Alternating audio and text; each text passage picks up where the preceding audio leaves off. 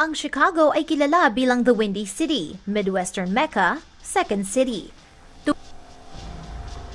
Tuwing Independence Day ay nagsasagawa sila ng mga hometown parade sa bawat lugar na magtatapos sa isang napakalaking fireworks display sa Lake Michigan.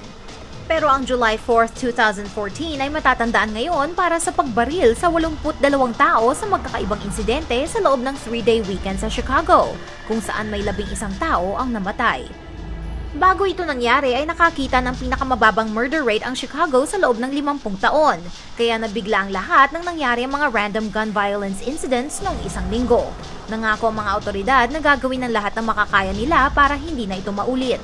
Sa tatlong magkakaibang insidente, isang teenager, isang ina sa kanyang 40s at isang police officer ang namatay noong Independence Day dahil sa gun violence sa Chicago.